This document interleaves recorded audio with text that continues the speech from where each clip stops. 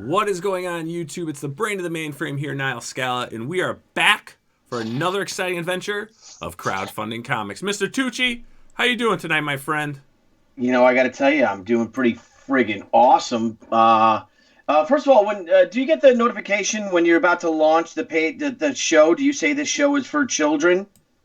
Do I say? Yeah, you getting that? Did Yeah, you see that? I think everyone's getting that now on YouTube. Whenever you're about to launch a show, they say, "Is this show for children?" Wow. So, what did you say? I said it's not for children. Okay, good. So then, then we can cuss. Of course. And drink, because we can't, there are times that you guys have joined us. We might have had a few pops, right? A few beers, maybe a little scotch, a little wine, and I don't think you can do that with the kids shows now. No, you can't. They won't let you have your ads either. You got to have the ads, bro. Oh, really? Is that true? That's true. Yeah, 100% true. Yeah, what kind of parents let their kids watch YouTube anyway? What's up with that? I don't know. I'm going to let my kids watch YouTube. I watch YouTube. I think that's what I watch the most. It's it's almost like addicting, right? You're going through, and all of a sudden you're watching, 18th century cooking shows, and all of a sudden you're watching on how to build this boat or how to build a log cabin. It's just you get sucked into so many interesting, I'm not going to say weird, but so many interesting videos, and you're like, oh, that's kind of neat. Yeah, I always end up going to street fights and aviation disasters somehow. I don't know, man. Hey, each his own. To each his own, my friend. To each his own. So we have two great guests tonight, and what you guys might have noticed is that we start having dual guests. Yes. And the reason for that is because we're booked all the way into February now. And there are so many great projects out there, so many great creators, and we want the show just to go faster. So if they always seem to go faster when you have an extra host or an extra guest or both, right? I mean, and our guests feed off each other and we talk. It's nice because it's almost like a nice little roundtable discussion. Yes. And I think that's all part of the rebranding of crowdfunding comics, because it's time we start stepping off into new frontiers, isn't it, brother? It is. We've got so many great things in the works. 2020 is going to be an amazing year. Yeah. A lot of new stuff. New software, new ideas, new shows. I mean, we have 5. We're going to have 5 different shows on this channel in 2020. That's great. It's going to be unbelievable. We're going to have no time for anything. No time. I'm losing my hair. But hey, you know what? We've got great guests on tonight. And I say let's introduce these creative geniuses. One who brings the legend and lore of Bigfoot to the outer space realms. The creator of Savage Sasquanaut.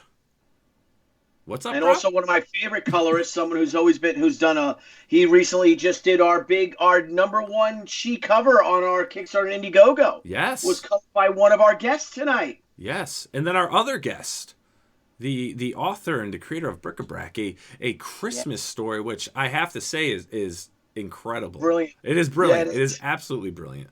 Both creators tonight are brilliant. So without further ado, Billy, let's welcome Wes Hartman and Ryan Haack. Yes. Gentlemen, welcome. Hey, guys. Hey. Those are fantastic waves you guys have, and I didn't see any sweaty palms or hairy palms. This is fantastic. Wes, how are we doing tonight? I know you're a longtime friend of Mr. Tucci. We're doing good. Ryan? It's my first online show ever. Really? That's your first stream? Really? Yeah. Wow, man. man. Oh, what an honor, man. Thank you. Ryan's like, I've been doing YouTube channels and streaming games since I was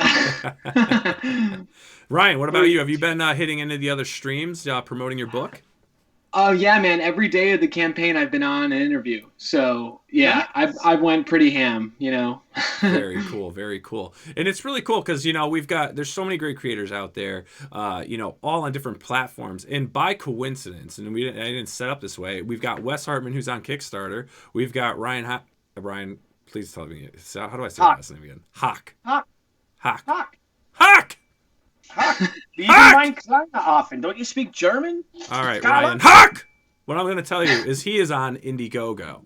So I've got right now I'm building up some good questions. Some different. We're going to play a little bit of ping pong, as you can see. See this divider here? This is the ping pong net.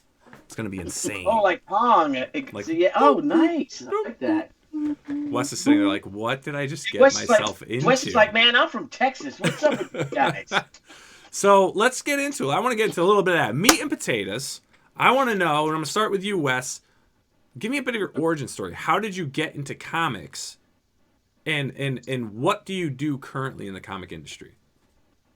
So after I graduated high school, my brother gave me a pirated copy of Photoshop, and so I started playing with that while I was going to college and got into coloring. I always drew, but started learning coloring, and I sent an email to local publisher Anarch Press, like, hey, do you guys got any jobs? And like, no, but you can come be an intern. They're like, okay. So I went up there, started working for them for free for about 6 months or so, and then they started paying me a small wage, and I stayed with them about, I think it was 13 years, and went from intern to, I think my last title was VP of production or something, where I was basically running the day-to-day operations. Very cool. And then in that time working with them, I started freelance coloring, and I was working with Guru Effects, who was doing everything at Marvel for a good long time. And then as I branched out on my own, I moved over to Wildstorm and DC, and then into Aspen and Zenoscope. And it's like I started at Marvel and I went indie. Oh, nice. A trend I'm seeing. No. Yeah, absolutely. So what got you into color? So I stayed indie the whole time too. Yeah. Oh, nice. Very cool. But now, what actually got you interested in the whole coloring part of comics? Because I've watched tutorials. I've seen, many talented people like yourself doing this, and I mean, it's quite a task. It's a feat. Yeah. Yeah, I can't. Yeah.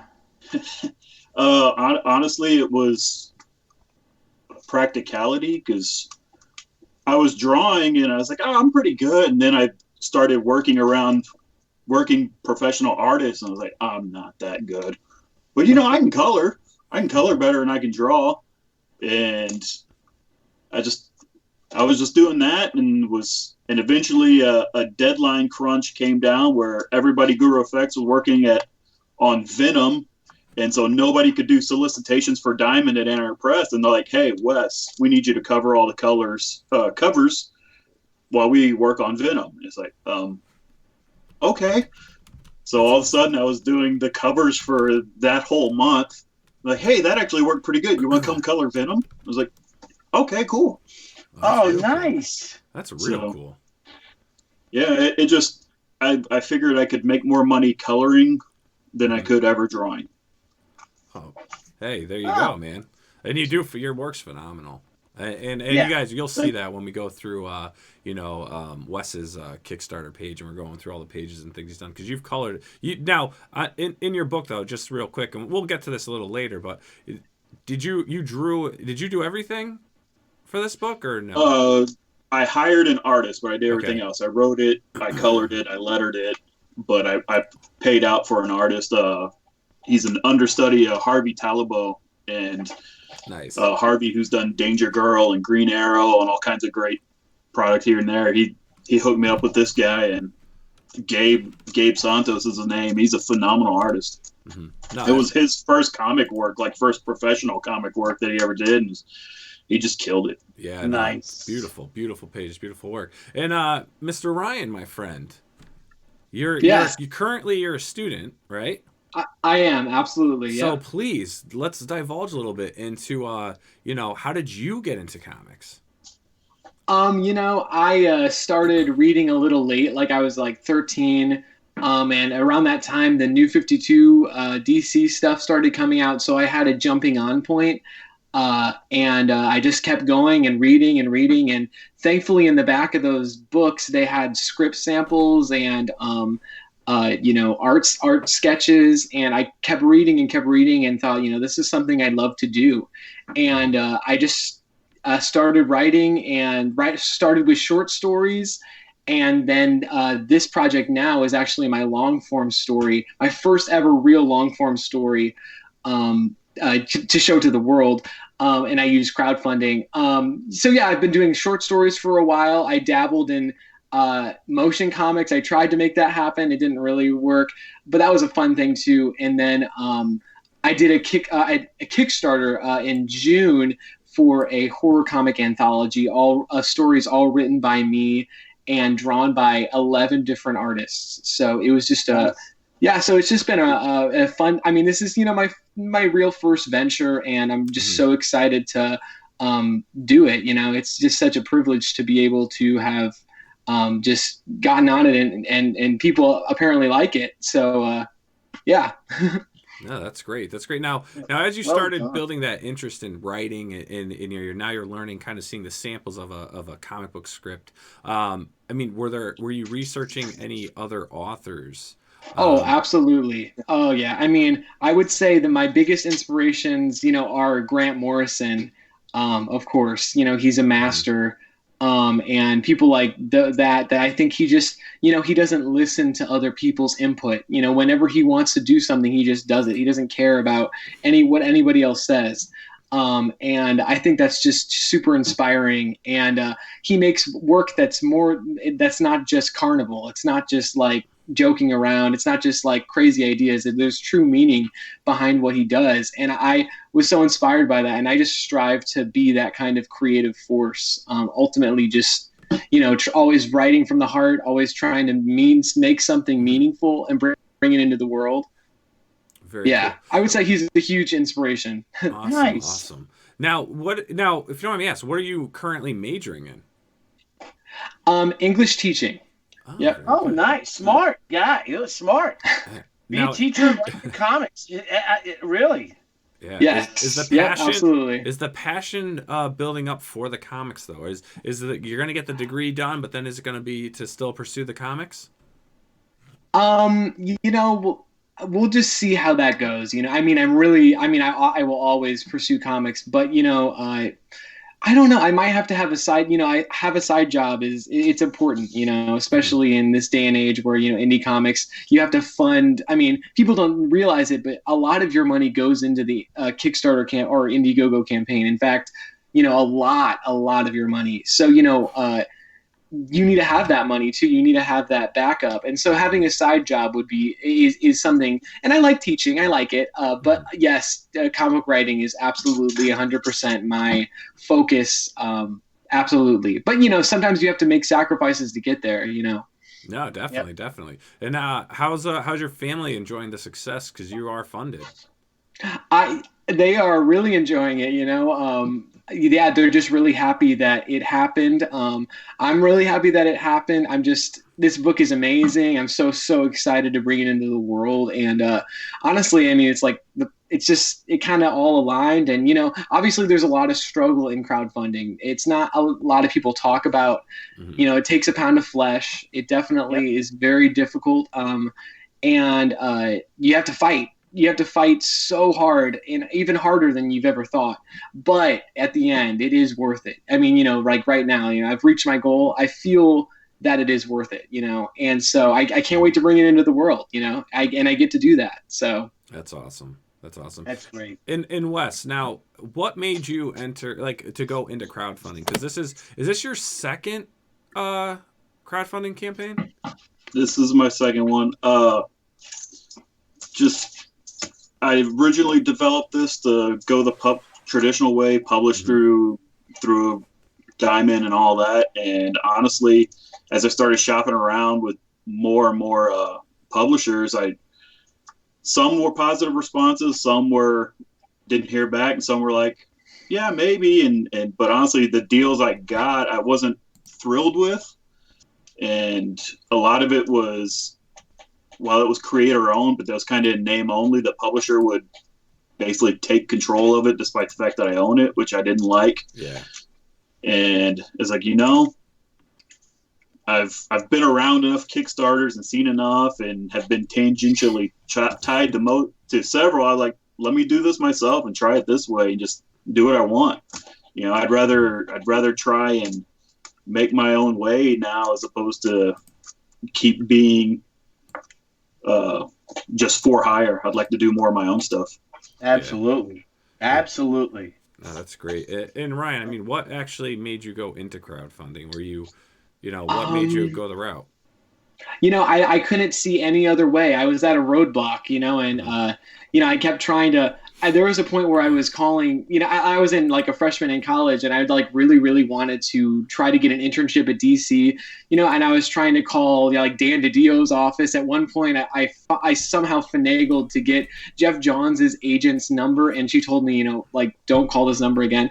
And so after like really struggling and working really, really hard to like try to get wave your hands back and forth, I just realized like, man, this is not going to work out right now. And maybe someday down the line, but man, we're at a time where the tools are like free, available. And so you got to go for it. And, I saw amazing stuff on Indiegogo and Kickstarter, and I was lucky enough to have people who guided me to make that happen, to, kind of understand what's going on and the difficulty of it. And yeah, it was the only thing I could see making my comics. It's the only way really at this point that I could see my books getting published. And as of yet, I think that's totally true. So cool. Now, did you guys, oh, I'm sorry, Billy, go on. Billy, I'm sorry. I'm chatting away here, man. No, I love it. No, I've been talking all day. I talked last night. Remember, I kept talking when we launched. So I love listening to this. So, all right. So, well, good. Cause I've got some more questions. I'm curious, now, when you guys came up with the idea, and this is kind of for like people out there that are like, I want to do this. I wanted to do what you guys are doing. I mean, how did you research? Did you, what did you do to actually get yourself confident enough? And maybe you even weren't confident enough, but you still pulled the trigger. What made you actually launch? How did you get to that point? My comic book company I started up a couple years ago, we did a couple Kickstarters that way where I would give advice, but I let the other guys run the meat and potatoes and the daily grind of it. But I learned a lot from that. And then I also went through the comics launch course because honestly, I was like, why not? They offered all kinds of great incentives, and it's like, well, if you don't fund, it's your money back guarantees. I'm like, well, okay. And gave me a lot of great tools in that where a lot of it I probably would have learned eventually, like 5 or 6 or 7 campaigns in, but to have it from the get-go, I'm like, oh, because I'm not terribly organized, like, at all. So I was given a whole lot of tools, like, oh, I never thought of that, and there's this and this and this, like, oh my goodness. And honestly, the first campaign went amazingly well. It went so smoothly. It was fantastic. This campaign's been more of a battle, which has also been interesting and a learning experience, different than the first one. But it's a bit of a rush. It's exciting and terrifying, and it's makes me really happy and really kind of kicks your ego in the pants a little bit too. Yeah, it does. Yes, it does, bro. Yes, it does. So, Ryan, you were saying, we get a lot of people that actually come on and want to that are crowdfunding their own book, so they want to get into crowdfunding. You say since you've been campaigning, you've done interviews a lot, like every day. Yes, absolutely. Now, what are some of the sites that have been doing interviews with you? Are they online sites? Are they like, or are you just like for a web channel? Not a web channel, like a web page or a news channel, a news page, or are you live interviewing people? And what are some of the outlets that you've gone through that help people to look for that? Absolutely. Stick out and try to promote yourself. Yeah, well, if you go to if you go to my updates page, you will see all of my interviews. So if you're curious as to all the ones, every single channel I've went on, you can go there. There's so many people doing great interviews. I mean, you guys are absolutely amazing, but there's so many other people doing them, podcasts, all that kind of stuff to get the word out. It really does work if you just go ham. And I'm not joking. You have to go because, at one point, actually like 5 days before the campaign before the campaign funded, I had a sore throat. My voice was coarse. I couldn't even speak. I had been doing so many interviews that but that's how hard you have to work. I mean, especially if you're just a young, you're just coming up, you have to get out there. You have to get on the shows and everything and just work hard. So, all those shows, Mike Miller, Doug TenNapel was so gracious to have me on his show. I'm nice. So thankful for that. And then a lot of other people too, Muttman, yeah. Oh, yeah, they're great guys. I love those guys. Oh yeah, there's so many that I was just so gracious to. Wicked Publishing, just so many awesome things that I was able to be on. So many great people that I've been able to meet through it too. It's not just a self-promotion, because you talk about everything. And so you get to actually meet people who will, in the end game, actually support you. Actually share your project on IndieCron or on, just go ham when your project's almost going to be funded. Those are the people who are going to step in and say, hey, we're going to help you. We're going to retweet. And I just felt so much, I don't know, so much friendship, so much love when people did that for me, you're really to the community, this community is really great. And it's good to see when people, are helping each other out and are embracing in it and not fracturing, you know what I mean? And not, fighting or anything like that, silly stuff like that. The thing is that the more united we are, the stronger we are. Oh yeah, absolutely. Yep, and I love that. So did you reach out to these various websites or? Yeah. So you did, right? It goes down in the DMs every time. It goes. You have to go in the direct messages, and that's the hustle, man. You have to hustle and say, hey, I love your program. Do you want to?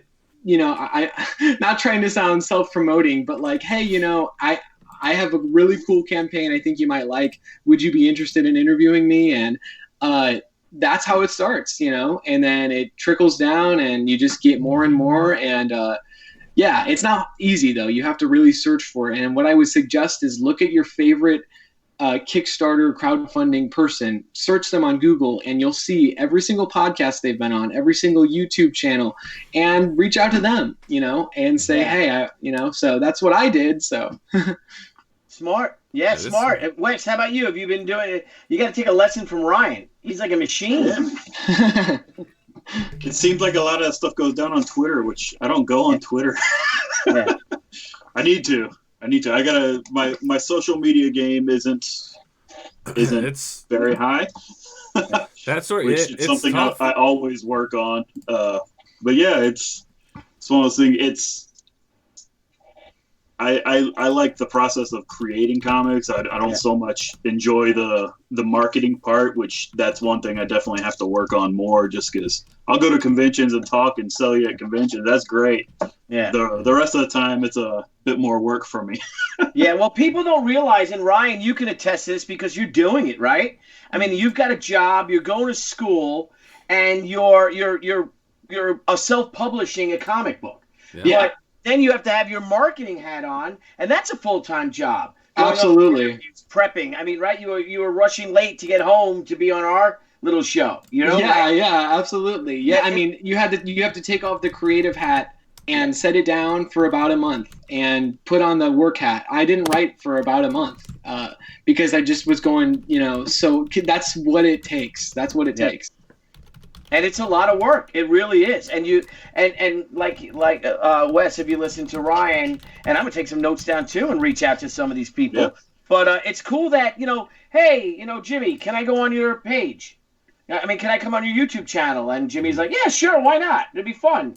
And now, like, look at Ryan's met all these big time blowing up crowdfunding guys, guys and gals, and it's pretty cool, man. Thanks. I appreciate it. It's a drive, man. It's a push. It is. I gotta go look at his updates so I can see all the different podcasts. There you go. There you go. So let's if you guys, I'd love to get into a little bit now of more of what you guys are putting out there. We're talking about how diligent you guys are and what you're creating, how you're promoting it, what you're doing. So why don't we check it out? What do you guys think? You think it's that time, Billy?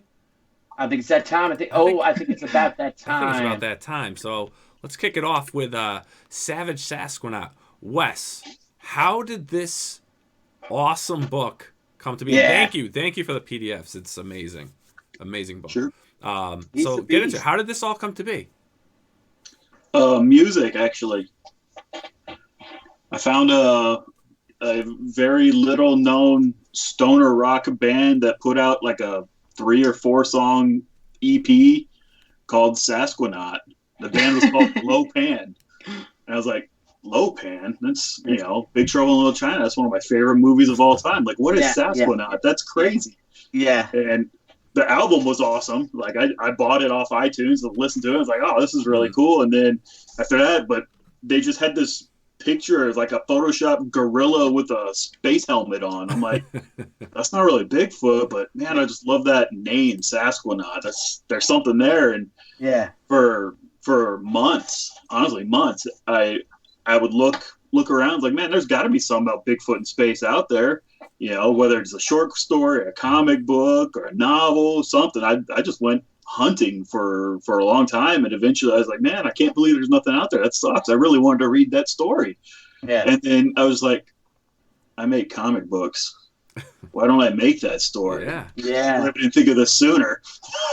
And it was just ding, ding, ding. And then from there, I was in the office at Iron Press, and I just wrote up like a 3-4 paragraph, I don't know, just kind of origin story, I guess, off the top of my head, and had the guys read it, and they're laughing, and that ended up, I ended up having Tyler Kirkham actually drew that as a 3-page origin story for me. Wow. Now, and it's just like proof of concept, like this is too good not to do.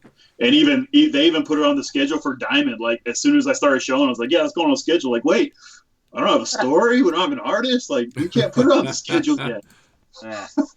And lo and behold, 10 years later, I'm now finally getting around to putting it out. Great job. Now, how'd you get Tyler Kirkham to do something? He's amazing.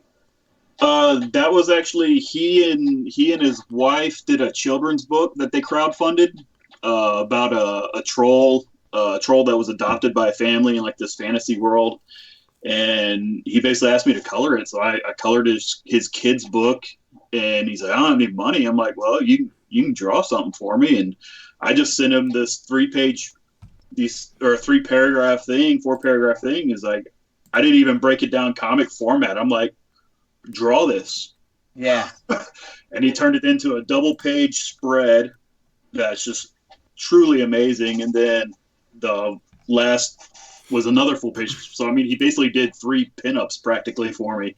And it's just awesome work. I was like, man, I gotta do this. And that was going to be one of the stretch goals in issue 1. Had we hit the stretch goals, that was going to be included in the issue. Now just wait till the collected edition. It will be in the collected edition because it's too awesome not to share. Oh yeah, you know what you maybe should do now? I'm looking at your page, and you got 4 days to go. You got plenty of time, and you're just a little over $1,000 away from your goal of $5,000. You got 3,893. Have you considered using? I mean, because Tyler's amazing, and he's a big name. Yeah. Have you considered maybe making part of that into a variant cover, or have you? I have thought about it. I haven't ended up doing it because I kind of would. I'd want to recolor one of the pages, and right now I've got 4 covers. So and it's one of those things where I have thought about it, and it could work. I don't really know where it fits, and I don't know where it fits right now. Yeah. And it's one of those things where it's like, hey, you reach out to everybody you know in comics, like, hey, I'm doing stuff, but everybody's doing that too. So it's kind of like, hey, do they get the email? Do they not get the email? Do they have time? Do they remember to share? So. Well, you got to notice, but like and ask Ryan, right? Ryan, the squeaky wheel gets the grease, and it's tough. Oh yeah, absolutely. It's tough. You feel like a pain in the ass. You feel like you don't want to bother anybody. You just got to do it. It doesn't matter. What does it matter 10 years from now? All right, the book is, the book's more, so it's like, would you rather have a book or just someone who's annoyed at you? Like, who cares? Yeah, it'll pass. They'll get over it. Oh yeah, they always do. And but you just got to be like, like with me with EVS, with our, Comic Artist Pro Secrets, he's graciously allowing me to go on his show. And we had talked about it, a lot. He's like, yeah, come on my show, come on. And then I'm like, Debbie's like, did you call Ethan? I'm like, no, I didn't call him yet. I don't want to call him. I don't bother him. I know how busy he is, Yeah. And so finally I texted him. He's like, yeah, sure. So, I'm like, oh, that was easy. But and then I asked him, Nile, to come on to, speaking of Sasquanauts, to if we're still doing our crowdfunding conspiracy show next Friday night, the 22nd. Oh, you want to be on that? Did you want to be on that show with me? No, guess not. Because Wes and Ryan and I were talking, and we're like, hey, maybe we'll just do that show. Yes, all right. Well, good luck to you. Great. Have fun. No, but he said he'd do that too. So and like you said, it doesn't hurt to just ask, right? It doesn't hurt to ask people. What's the worst? What's the worst answer you get? You get a no, right? You get a no. You get a no. And Wes, you got to get out there. You got to, I'll retweet it. I don't know if I think I pledged, right? Well, I'll do it again. If I didn't, I'll pledge. I've been a little self-absorbed lately, and I apologize for that. You got yours going on. No, I get it. Yeah, but definitely you got to get, because it's a fun, gorgeous looking book. And Nile, I don't know, while we're on the subject, Wes, you want to maybe play his video? I am. That sounds like a great idea. So everyone, we're going to check this out. Oops. There we go. Savage Sasquanauts. Now this is for issues 1 and 2. So issue 1 already had its first successful campaign.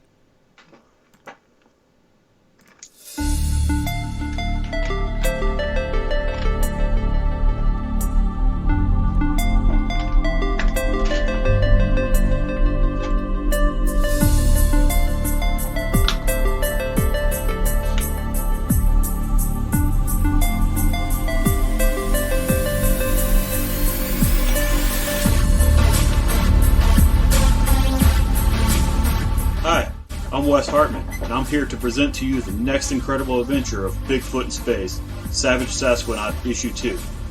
If you didn't check out the campaign for Issue 1, you might be asking, what is Savage Sasquanaut?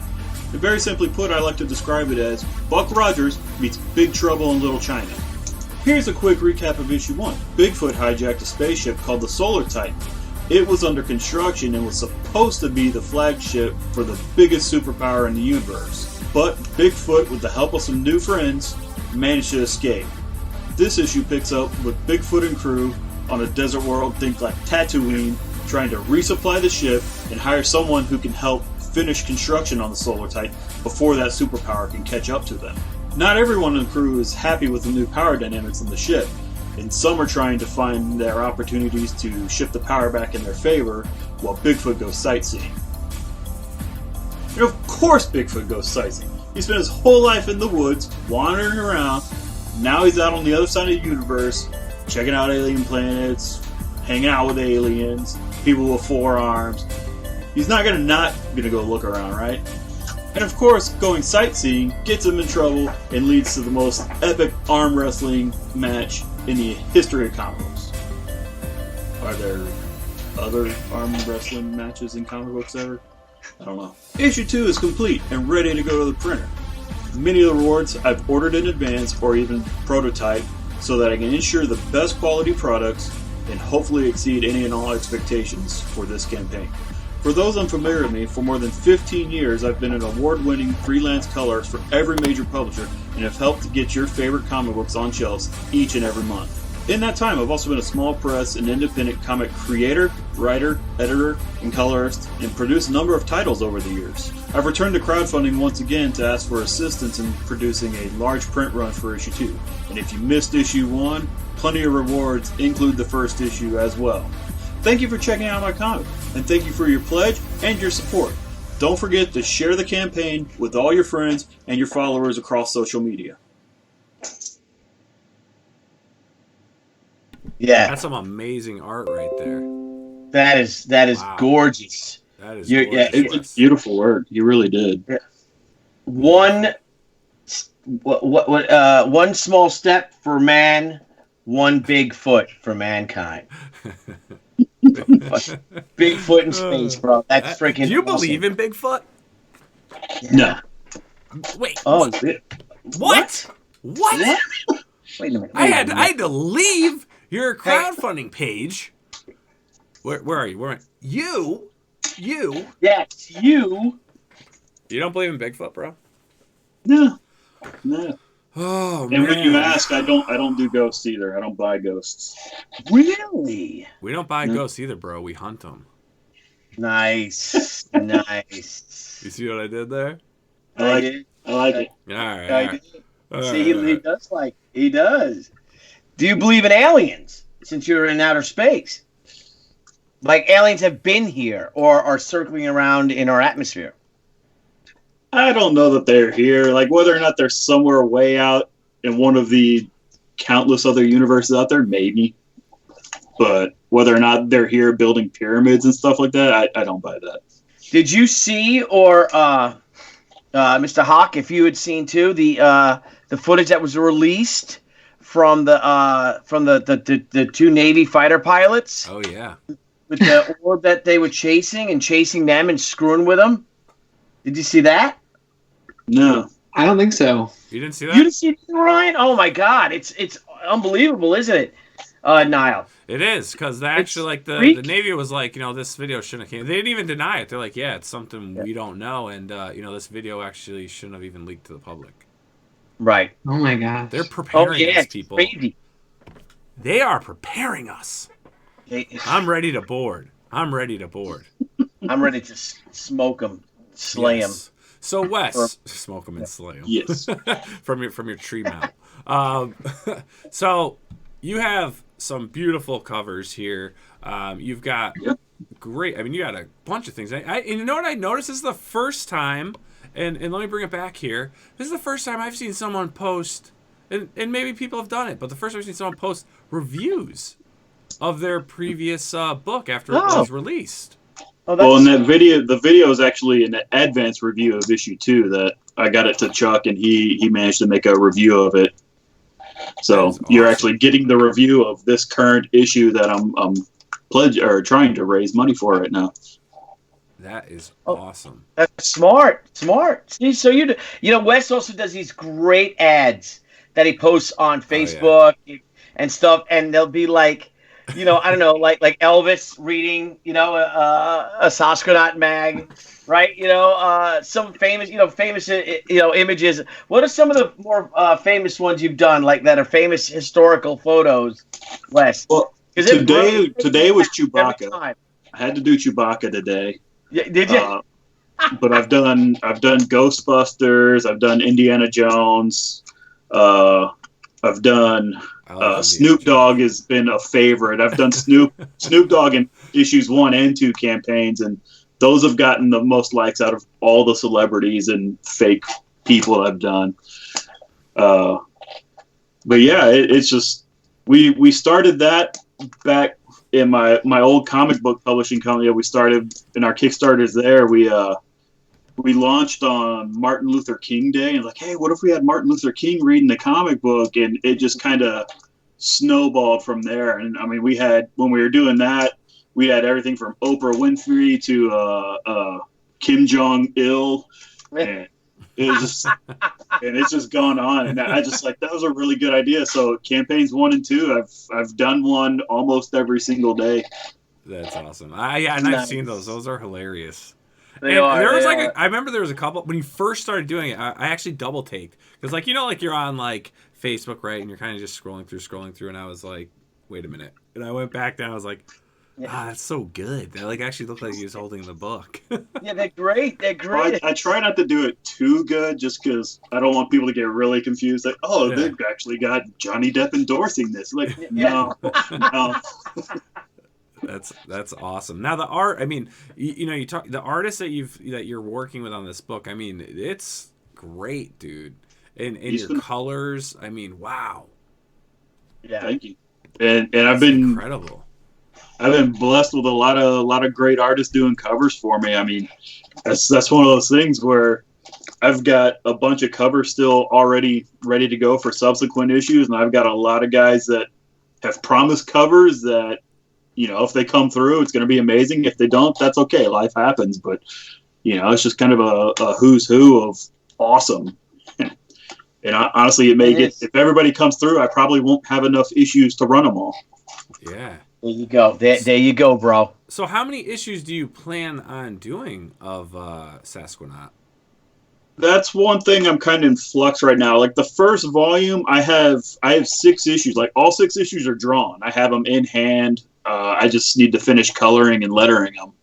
I am debating currently whether or not how I'm going to proceed after this campaign, because each issue stands alone, but they all connect. So I mean, you could read issue 2 having never read issue 1 and be okay. Mm-hmm. Yeah, and kind of same with 3 and 4. But obviously, if you read them all together, it's great. And I'm debating whether or not after this campaign to reformat my campaigns instead of doing standard 24-page issues, release them as 48-page graphic novels, which has been my idea for crowdfunding from the get-go. Like I said, I created this 10 years ago when I was going to do it traditionally published. So issues 3 and 4, they stand alone, but they connect. Like it ends in a cliffhanger and rolls right into issue 4. So it's like I could do that as a 48 or 52-page book really easy. Mm-hmm. And issues 5 and 6 is actually a 2-part climax, which are both.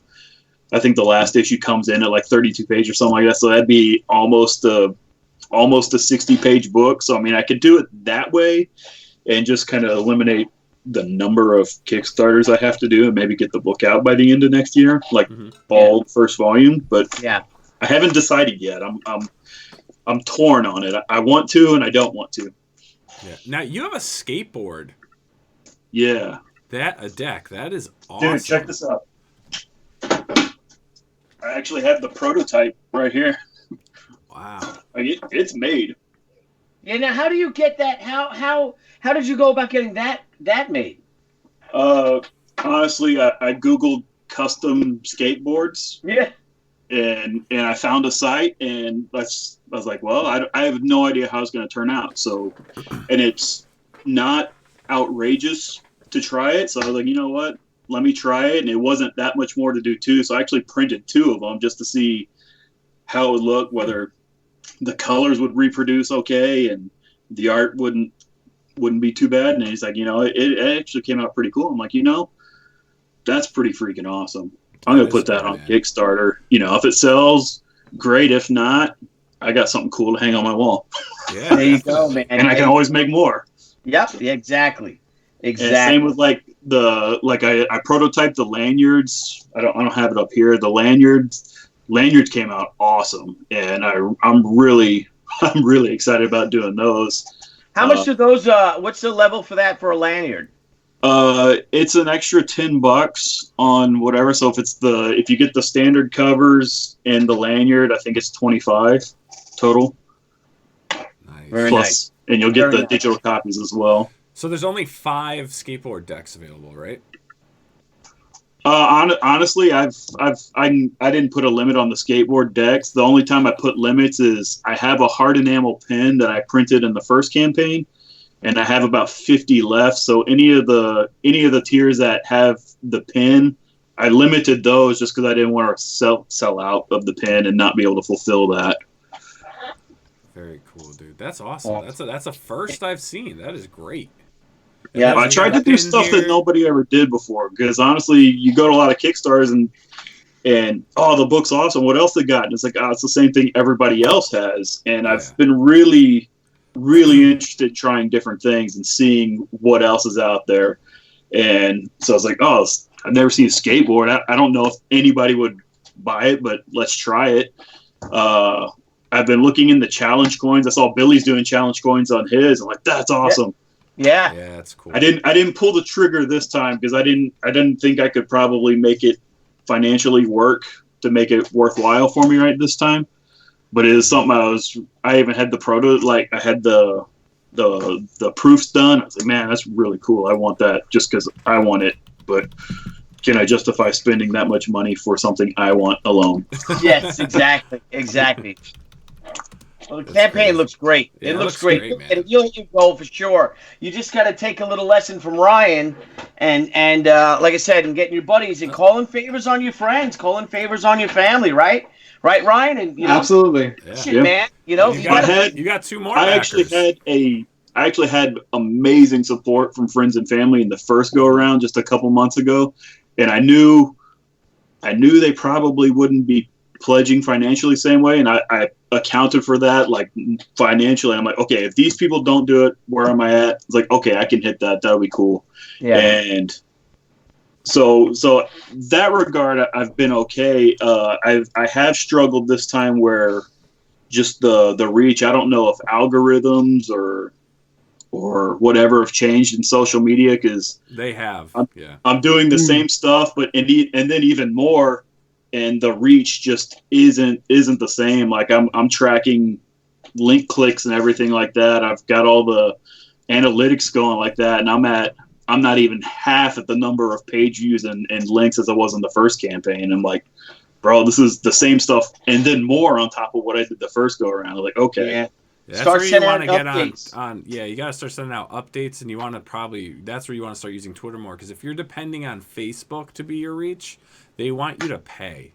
So what they're doing is they'll let them go for a few times, and when they start seeing, like I know with us, if I like start posting, and I just do it because I mainly depend on Twitter, more so in our fan page. But if I put new episode, it's limiting that. It's because whenever I put new episode, it considers that an advertisement, and it limits where that goes to. And I used to, we used to have like 200 or 300, clicks, this and that. There's sometimes I see 5 to 6, and I'm like, oh, wonderful, But you got to play with the system, change your verbiage and what you're doing and all that. But so even since we started, I mean, you've had four new backers. Nice. On your project, so you are just under 4,000. So guys, if you can, I mean, take a moment to check this out, and you're doing it tonight. But it's a great book. It's beautifully written. The first issue is great. The second issue is great. Beautifully drawn, beautifully written, beautifully colored. Definitely something you won't be disappointed with, and it's fun. It's a fun book. So if you can back it, that is amazing. It's appreciated. But if you can't, don't feel bad, right? Just share it. Share it on your Twitter. Share it on Facebook. Share it on Instagram, Tumblr, whatever you're going to share it on. Just get it out there. And also, there's 4 days left, and just a little over $1,000 to make goal. So let's help make this happen for Wes and help push this out there. And trust me, you guys won't be disappointed. I mean, you guys just saw the video and the pages. And just in case it does blow up, like I've got the stretch goal right here, man. I've got 4 more pages to put in. Like, that'd be ready awesome. to go. Yeah, let's make it happen, man. Come on, let's make it happen for my boy here. Yes, let's make it happen. So, Wes, awesome, man. So, this is great. I'm glad you got a second round of this. I hope you continue with this a little further, but I also, with what you're doing, I'd love to see some other stories, Do you have other things in the works? Yeah, man. My B covers on all the issues are drawn by Craig Babiar. Mm-hmm. I used to work with him back at Anarch Press back in the day. We did a bunch of stuff, but he and I are working on a new project that'll be completely not Sasquanaut related. It's kind of a thriller sci-fi, and then I've got about a dozen other titles that I have titles and ideas for, but the next one that'll probably come out, I'm calling Graveyard Orbit. That's the thriller.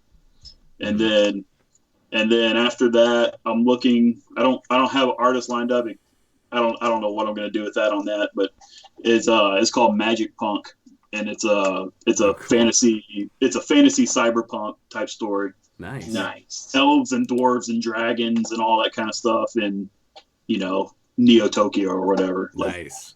There you go, Very bro. Cool. Now, we have a very important question before we head on over and check out a little BRIC-A-BRAC.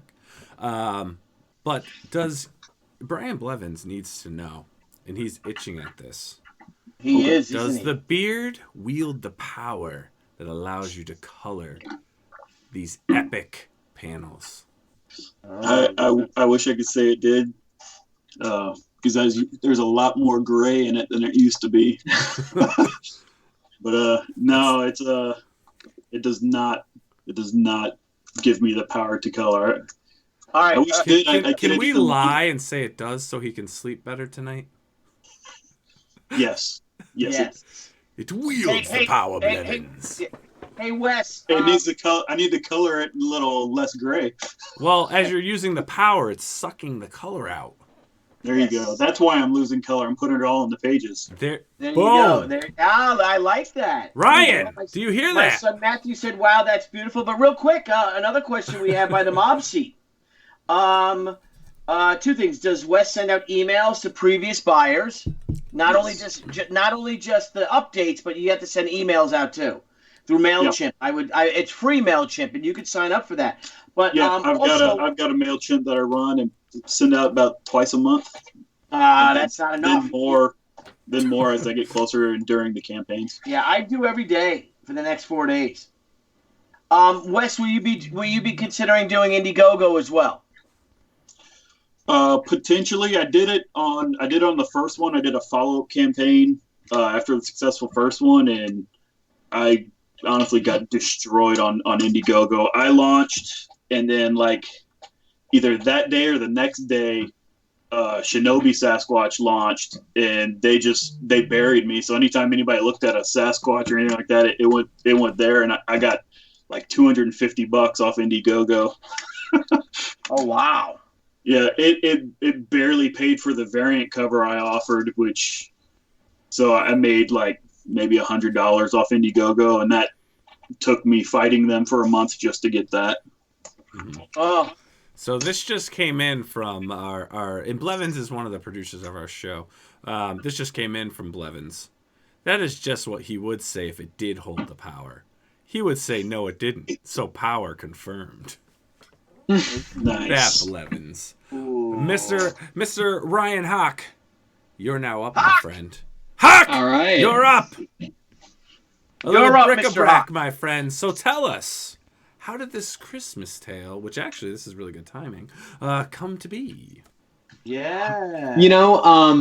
It came to, I've always loved Christmas, but it's not a surprise that I've always loved Christmas. But also, I've really, really found this love for the Rankin Bass, just those amazing Christmas specials. And truly, like, if we're talking about the MCU, like the first original cinematic universe, I genuinely feel is the Rankin and Bass, like, Christmas like holiday specials, because they're all connected. And if you look back at them, they're all connected. So it's very much like a comic book. It caters to that comic book feel. So with that being said, I'm like super inspired by those, and those movies definitely inspired this book.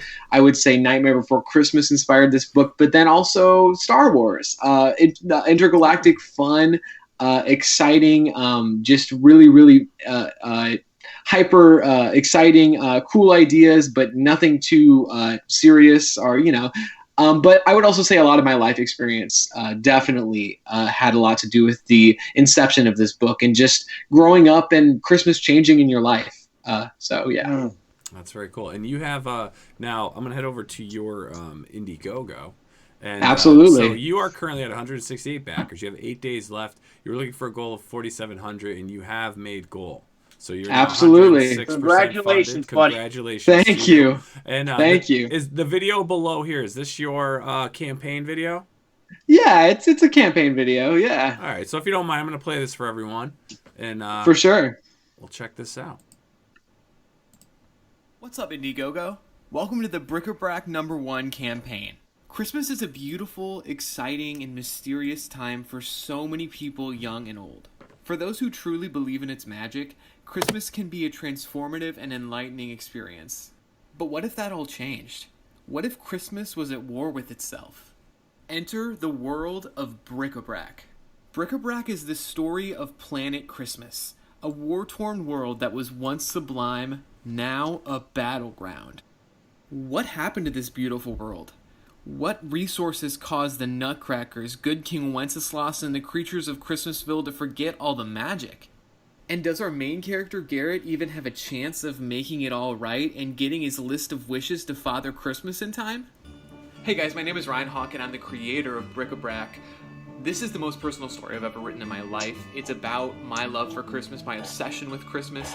And, if I could pitch it to you guys in one sentence, it's Star Wars meets Rudolph the Red-Nosed Reindeer. Yes, so it's like Lucasfilm and Rankin and Bass. If they made something together, this would be that intergalactic, but yet very grounded and magical story. The art is done by a really good friend of mine, Raphael Sam, who is an excellent artist, and he totally captures this beautiful, colorful, yet dangerous world, because again, it is war-torn.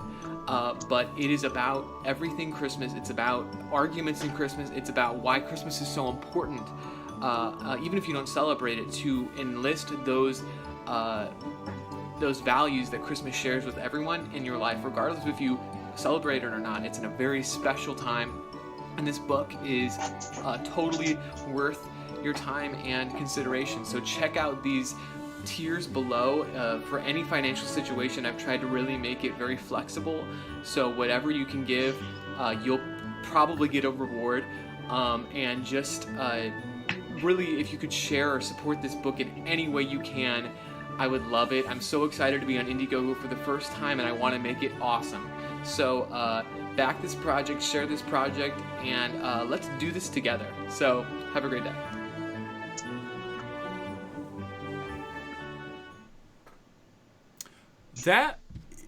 That's so cool, dude. Like, you have like a Christmas special in the making in like the next couple years. You like, really you do. really should. I'm just gonna throw this out there. You should probably really pursue beyond the comic book for this story. Yes.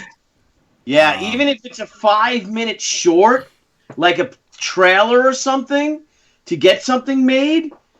You know, if you can hook up with some animators, I mean, it could be, you know, Good King Wenceslas looked down upon the feast of Ryan Haack. You know, yeah, it's gorgeous, dude. Thank you, man. Thank you very much. Look at these character designs. I mean, these are incredible. Yeah, tell us about your creative team. Yeah, so it's me. I created, wrote the story. So we've got a total beast of an artist. His name is Raphael Sam. He lives in Brazil, and he is just a good friend of mine. And we have been talking about this project for a year, and sending ideas back and forth. Things have changed since that year. I mean, as creative things do, they grow, they change, and we decided, this is what we're gonna crowdfund this to make this happen. And it's just been a beautiful thing because I've been able to be flexible in my script because English is not his first language, so it is a challenge, but also it helps me. It made me really understand how beautiful collaboration is. And so I hope that speaks with the work.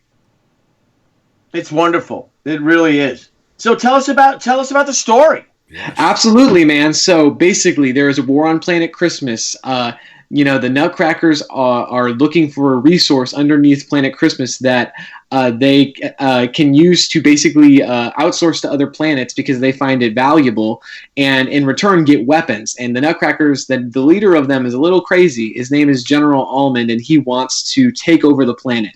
He always secretly wanted to do this his entire life.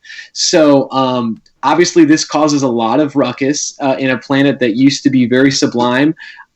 People who used to sing Christmas carols and do a lot of this are now fighting against the Nutcrackers. And Christmas and the meaning of it has changed on this planet. And so obviously other players come and do it too, like Good King Wenceslas. He's not a bad guy, but he's not necessarily a good guy either. As we'll see, he's not like the guy in the song at all. And he's commissioned the ghosts of Christmas present, past, and future to help him find something. We'll kind of go into that as the story progresses. And then our main character, Garrett, his friends are in peril, and he has to save them. The Nutcrackers have kidnapped his friends. He has to save them, and he's going to go find Father Christmas in order to do that. And that's a story right there. Nice. Sounds fun, right? Yeah, absolutely. It's fun, man. And it's what a terrific. And your package looks great. I mean, how old are you? I just turned 21. Yeah. Oh my gosh, man! Your cool. parents. So you can hang out at ScotchCon if you do conventions. Yes, now you're allowed to come. Or IsaacCon, which we said Isaac kind of took it over because he brings all the booze. That's just IsaacCon. Yes, but now, we can corrupt you. So now, are these your covers here? Yeah, so these are done by another beast of an artist. His name's Tom Barton, and he and I have been working on stuff forever. We've been, if we reach a stretch goal, he's going to draw Good King Wenceslas, hopefully as a exclusive print. That's at 7,000. I hope we get there. I hope that would be amazing because no one's seen what he looks like yet. So that would be cool. I love this right here, dude. I love. Yeah, that's Father Christmas, man. That is that's the guy right there. That's a beautiful amazing piece. Just badass. Now, are they doing the coloring as well? Raphael is doing everything. Tom did everything too. So they are just one-man armies essentially. It's incredible, dude. That really. Can I ask you a question? How long does it take you to get pages from these guys? So a lot of work, Oh yeah. Like Raphael, it's a week, or a little bit more. And because he does work at a job, he works, animation. And so, he's doing it on the side, just like, all of us are in crowdfunding.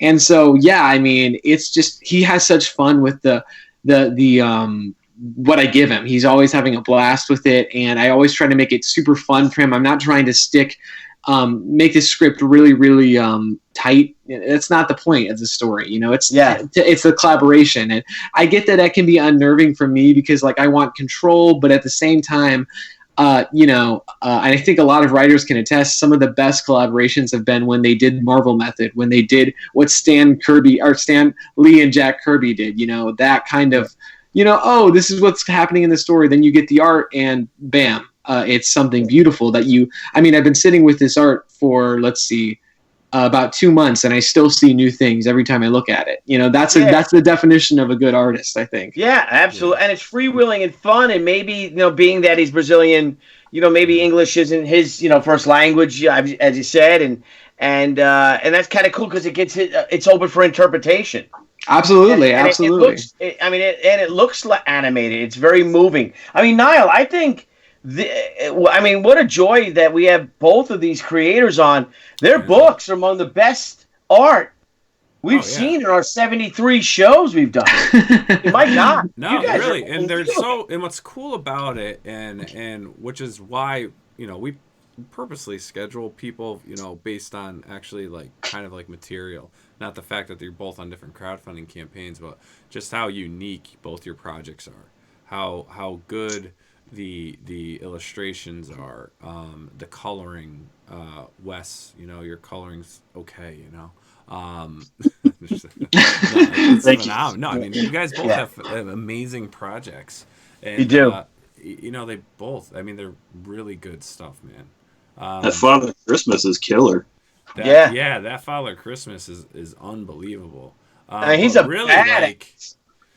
I think you both of you really have something, with your projects. That's really all I can say because I'm kind of, I'm not gonna lie, I'm in awe with what both of you have done. And well, it's cool now, Wes, yes. is your artist from Brazil as well? The Philippines. Okay. Mob Seed asks, what's with all these great artists coming out of Brazil? And we met, Ricardo Silva, who is my art partner on She, and they're just it's amazing. I don't know if they're going through what our artists did in the 80s or early 90s. You know what I mean? This explosion of just this freewheeling fun, all these various styles of art, but they're tremendous. Ryan, man, you both you guys. And the Filipinos too. I guess they're not jaded or beaten down by the mainstream comics here because it's almost like they're all following a formula. And look at this. Look how alive these books are, Nile. I know. It's incredible what you're doing, and really, Ryan, and maybe I'm just because I get so what's the word I'm trying to think of? I just love Christmas. I love Christmas. I'm listening to Christmas music now. My Sirius XM stations are programmed. I'm ready to roll with Christmas. But I'm not. I kid you not. You got something beyond a comic book there. You really. Yeah. Thank you. I won't beat a dead horse, but I wouldn't stop there. Let me put it that Yeah, way. but even look at Wes. If Wes gets it out there more and pitches it to a studio, to Netflix, Sasquatch in space. That's it. So what's your story? Oh, Sasquatch in space. What? Sasquanaut. It's in the name. Just even a most recent con, like the first con I actually had the issue at, an animator that's doing stuff with like Netflix and DreamWorks was just like, what is it? He just saw the banner as he walked by, and like, what is that? Yeah. Give me your card. And it's like, all right, cool. And I doubt anything will ever come of it, but it's just like, oh, hey, you gotta be positive. That's cool. Right? You got positivity, man. You got right, Ryan? Yeah, absolutely. Absolutely. Billy, you've been in this game long enough. You've been dealing with animators and producers and movie people. Yeah. Like there's a lot of people that talk, and so I'm one of those, like, I'm not gonna say it's not gonna happen, but I'm also not counting on it to happen. Yes, yeah, you can't count on it, unfortunately. Like if it happens, cool. But if I make a great comic book, my job's complete. I've been a success. Yep. Here, bro. Here. True. But yeah, man, good stuff. You both have some great stuff. Now, Ryan, did you say you've done a Kickstarter before? I have, yeah. It was a horror comic anthology of 11 stories, short stories, from 3 to 7 pages. Mm-hmm. Yeah.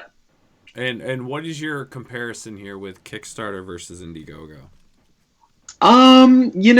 It just it's just about where the money is, where the heat is, where it's just about finding there's really no competition because ultimately they're both tools.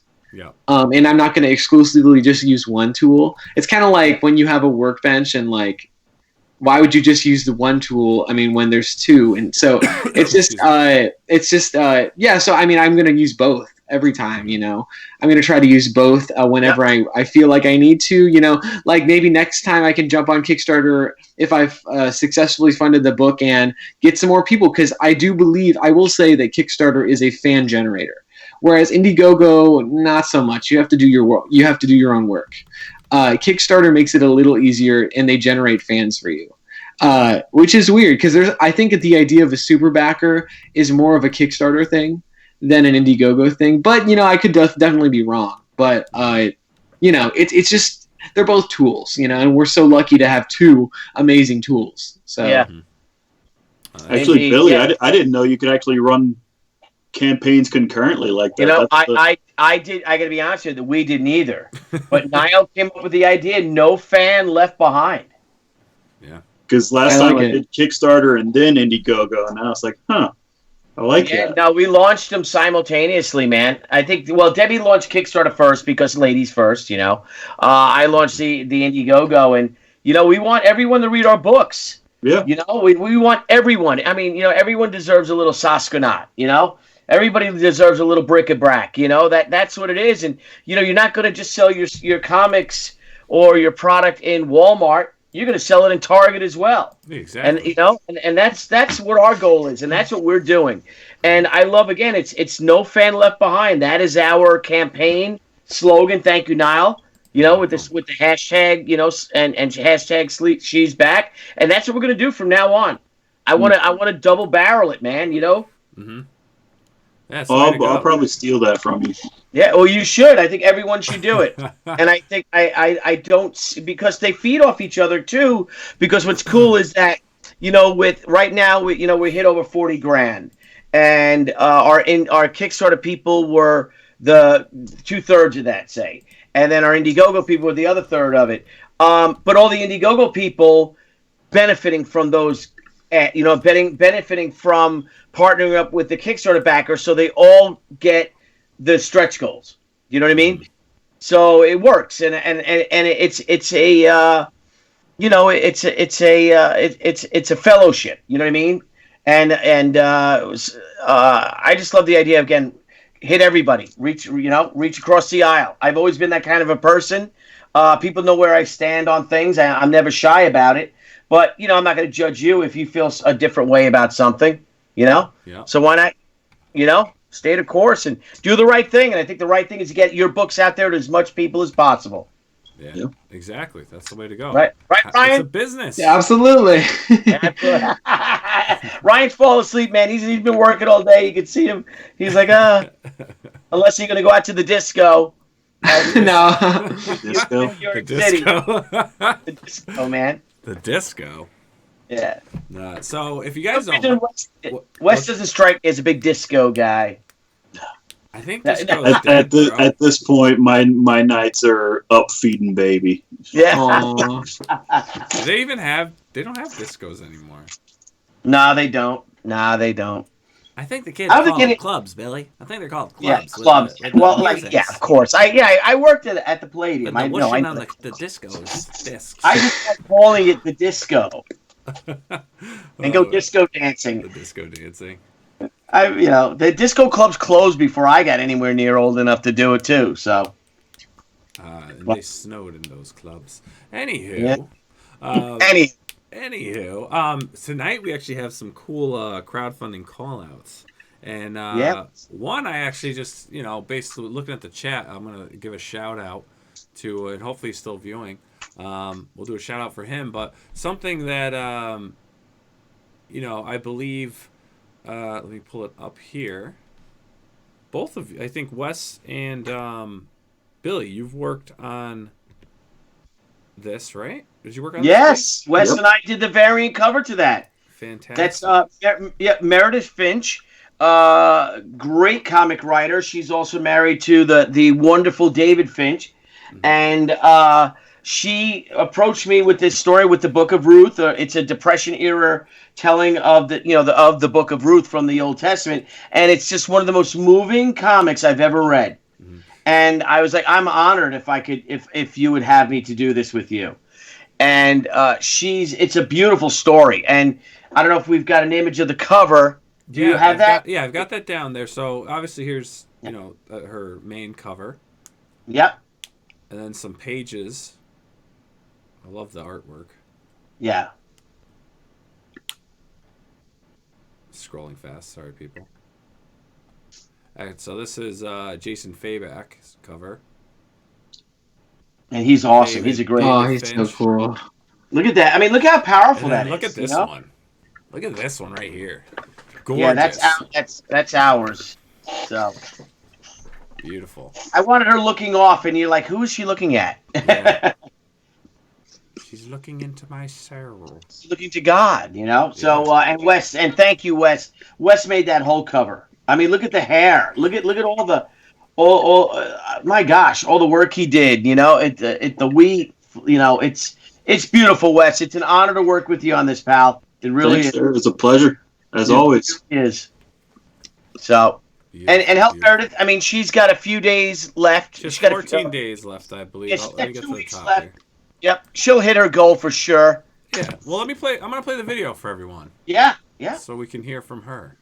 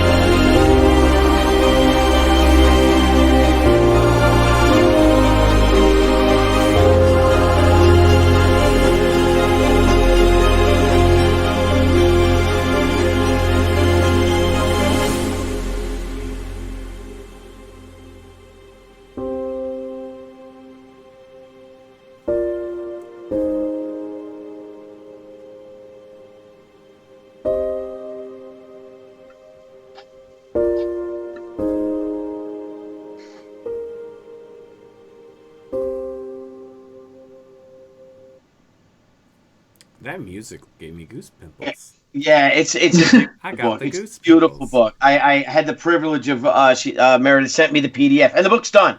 It's all done. Beautiful. Wow, So, that I'm art looked privileged amazing. to work on it. And Yeah, that art looked amazing, man. Like going through, like you can go through these pages, but the way it came up on the screen, I mean, it looked amazing. Wow. So what the what is she, so this is sorry. So she's looking for a goal of $22,695, and they're a little under half. So we got 131 backers. There's 14 days to go. So, help spread the word on this, man. Put it out there again on your Facebook, your Twitter, your Instagram. So let's push it. I feel like, do we have her on the show next week? I believe she's coming. Is she coming on next week? Is it I think she is. I think she is. I'm gonna pop in my calendar real quick. Oh, great! Yeah, she's a fun person. So it'll be real entertaining. Yes. She's gonna be on. Yep, the 21st. Great. Perfect. Awesome. And then so we've got a viewer, Anthony Figaro, on, and he actually has an Indiegogo. All right. So I Anthony, happened to see something. Is it Figaro or is it Figaro or Figaro? Figaro? Well, you know Figaro? what? Figaro. Figaro. He's another paisan. Yeah. So let's check this out. I just saw in the chat, so I thought, hey, why not? He's supporting us, right? Why can't we? We got to support him. That's right. Wow, this art looks great. Oh, that looks gorgeous. This looks awesome. God's hand. And I'll get into the video really quick. I'm just going to, because this is new to us, so I'm just scrolling through to see what we have here. Let's see. We got to have a little synopsis, right? Yeah. Beautiful. Well, let's play the video. So let's see. So Anthony is he's got 21 days left, 58 backers. He's 36% funded. So let's see. When you mix H.P. Lovecraft, supernatural, New Orleans legends, you end up with one hell of a gumbo. I love that. The gumbo is nice. I love gumbo. At nightfall, a string of murders in New Orleans has been uncovered. These aren't your typical acts of violence. The victims bear an unknown supernatural mark. When the city's protector, Marie Laveau, is found murdered, a collective team of reformed sinners with supernatural powers, led by the immortal Jean Lafitte, are called in to solve the case. As they delve deeper into Marie's death, they begin to suspect the rise of the Black Queen, an entity that has been asleep for centuries. Now awakened, her evil threatens to free the ancient gods of chaos and cover the world in a cloak of darkness. I smell human. As her minions crawl out of the shadows and threaten to unleash horror upon the city, only Jean Lafitte and his team of hunters stand between the darkness and the total destruction of the city. All help now rests in a team simply known as God's Hand.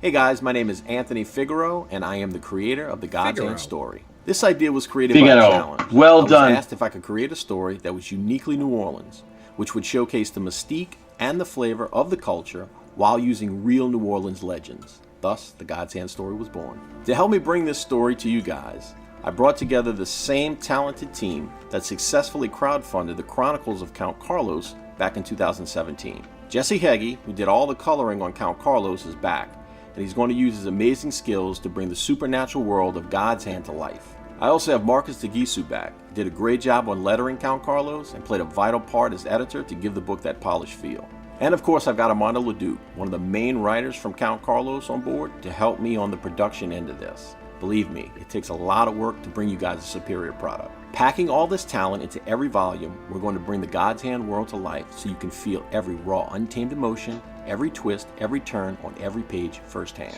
We're asking you guys, the fans out there, to help us bring this project to life. With your donations, we will successfully fund this campaign and get all those great rewards out to everyone who helped us by backing this book. Speaking of rewards, we have a lot of great perks and exclusive items that you will only be able to get through this Indiegogo campaign. Just to give you a sample, we'll be offering metal bookmarks. We will also have metal prints. We have cool limited edition cardstock prints, as well as an exclusive Indiegogo cover that you will not be able to get anywhere else except on this campaign, so don't miss out. We also have a mystery artist that will do a special variant cover for us that will be released to everyone who backs the book once we hit our goal. I can't wait to tell you guys who it is.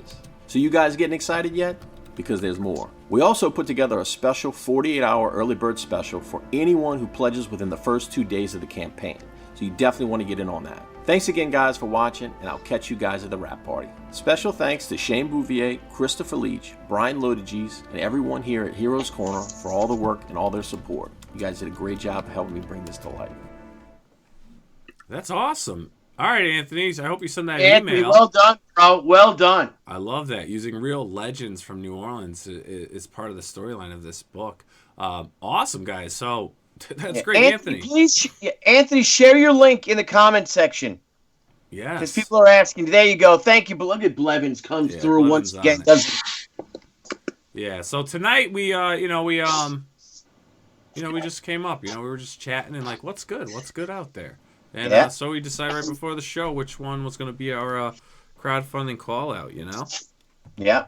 So, well, we got two. We got two great guests, two fun books. Yes, very fun books. Thank you, guys. This has been awesome. I know we kept you a little longer than normal. I hope it's okay, Ryan. I know you had a long day. Oh, I'm good. I'm good. All right. Fantastic. You guys are great. And Nile, you want to tell them about, once they're on? And once you guys are on, you're part of the Crowdfunding Comics family. So if anything comes up, anything you have going on that you want to share, reach out to us. We'll get you back on the show. You got a guest that you think would be great, a friend of yours working on a project, bring it on through and we'll check it out. And always. Yeah, and also, Nile, and guys too, if you're ever interested in being a co-host. Yeah.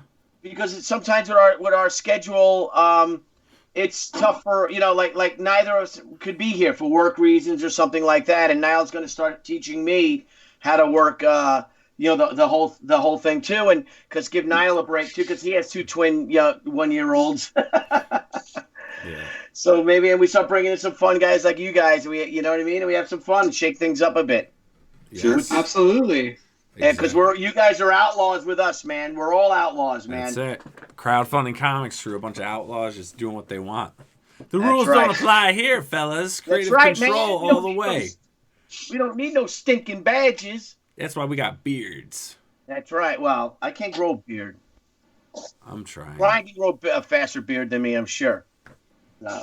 You want some of mine? Yeah, there you go. Can I have some for the top? That'd be great. There's probably enough there. There you go. All right, guys. Well, thank you. Say, Billy should have a beard. No. What's all that? right. Yeah. Thank you, guys. I'm going to go to bed. I'm going to try to get up and go hunting in the morning. Nice. Have fun. So that means I got to get up at 4. Cool. All right, guys. Thank you so much. Right. And actually, before we get off, Wes, how can everyone stay in touch with everything that you're doing? Yeah. I'm mostly on Facebook. I do check Twitter once or twice a day. I'm on Instagram, and I've got a newsletter that I send out a couple times a month. Excellent. All right, every day now you can send that newsletter out for the next 4 days. Yeah. Yeah, every day. Just blast it. And I will be talking to you, Wes. I'll get you that cover hopefully Sunday, if not Monday. Okay. Cool. Thank you, bro. And Ryan, how can everyone stay in touch with everything you're doing? I'm trying to use Twitter. Haack_pro is my little handle. So nice.